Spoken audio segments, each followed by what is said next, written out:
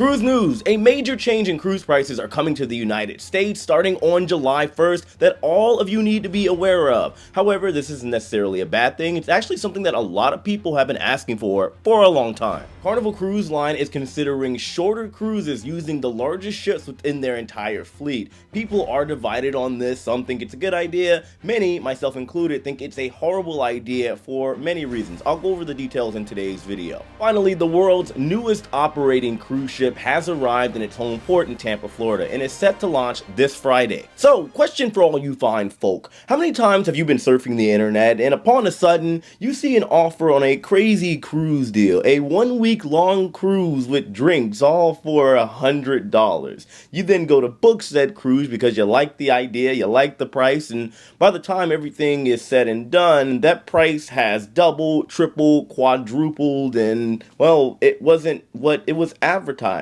All of that is changing thanks to one state, California, in fact. So starting on July 1st, lawmakers have decided that businesses have to show the full price of things when it comes to the actual price and all of the fees. The same thing is going to apply for the cruise lines over in California when it comes to the port taxes and fees when they are advertising it to you. However, in order to more so streamline all of these cruise products and avoid confusion altogether, a lot of the cruise lines are just opting to make this a nationwide thing. That way you don't have one separate type of website for Californians that are booking a cruise versus the rest of the country. And typically when a law goes into effect in places like California and New York, it tends to kind of bleed out to the rest of the country. And honestly, I think it does make sense. If you've ever traveled out of the United States and gone someplace over in Europe, for example, you'll know that if you go buy a cup of coffee over in France, if it says that it is €5 or $6, and that is exactly what you're going to pay. I think that the United States has kind of been behind on this. Really, the only company that has been kind of keeping up with the times as far as one price is advertised is airlines. They have laws that have been in effect for a long time now in which, aside from any other additional options that you may purchase for your flight, that flight price that is advertised is what you are typically going to pay when everything is all said and done and it's time for you to whip out your credit card. Personally, I do not see a negative to this at all, other than the people that may look at the prices between now and the coming weeks and are not aware of this change and think that cruise prices have just doubled or tripled randomly. That's why I'm putting this announcement out there now, that way everybody is aware. So far at this point in time, you have Princess Cruise Lines, which by the way the Carnival Corporation owns, that has made an announcement about the change. MSC has also chimed in, and I'm sure the rest of the cruise lines around the United States and operating here are also going to make the same changes. Oh yeah, and one more thing, just to be very clear, as far as the price that is going to be advertised, it is going to include the base price plus the taxes and fees,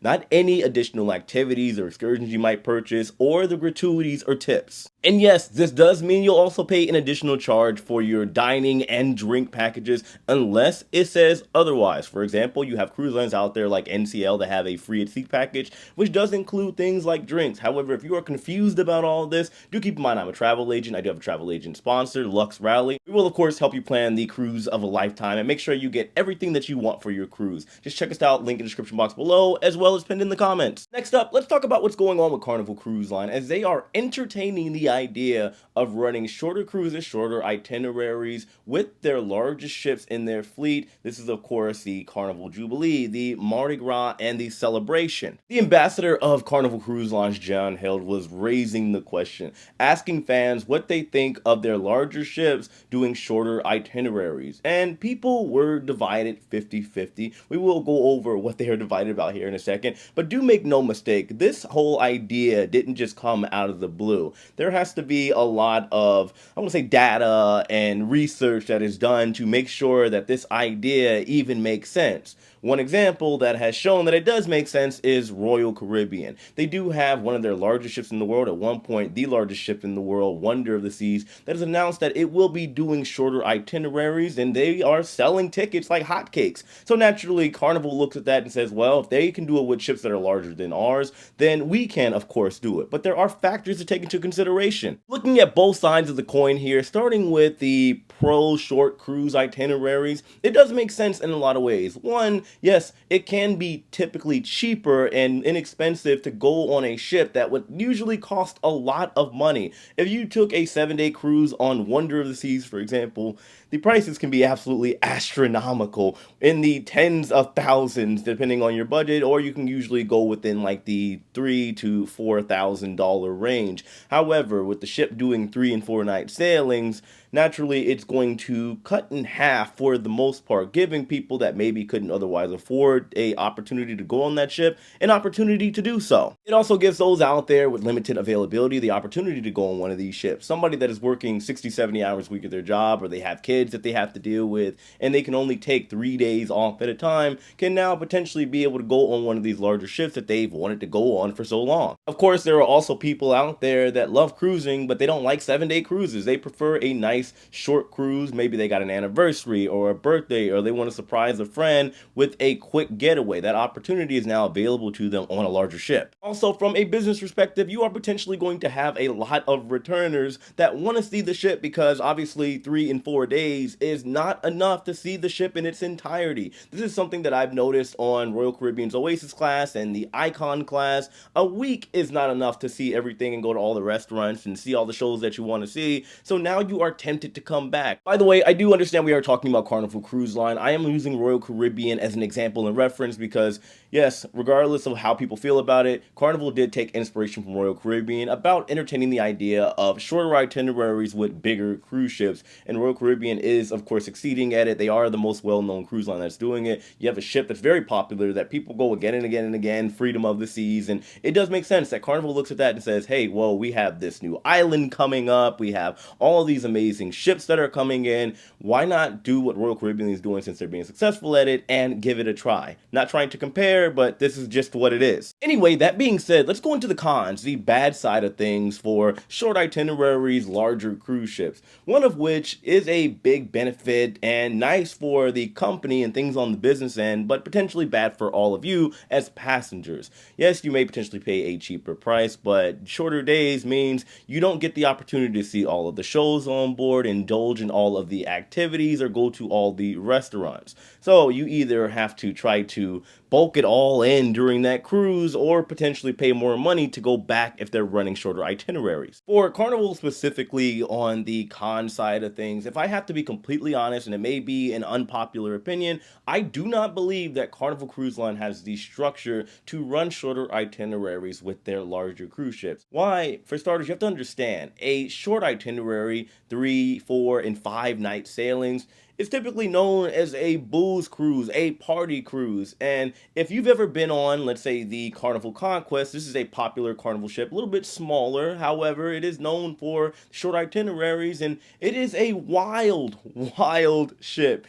I have been on that ship. Honestly, it's the most popular video here on my channel. Things got out of hand, and if Carnival decided to have a bigger ship, i.e. more people on board, they would need to, first of all, hire more security, and they would have to take a page out of Royal Caribbean's book as far as maybe bringing on some influencers or heavily investing in their social media to kind of create the idea of how they want the overall experience to be for their cruises. That way people can try to mimic as such. Don't get me wrong, I would absolutely go at least a couple times a year if Carnival had the Carnival Celebration doing 3 and 4 night itineraries, even a 5 night. I'd have a lot of fun. However, I do believe that the staff on board would be overwhelmed due to the sheer demographic on board Carnival cruise ships, out of which being a lot of first time and inexperienced cruisers, a party crowd that wants to get as much out of their vacation as possible. My last and final point on the con side for Carnival Cruise Line is that, in my opinion, aside from the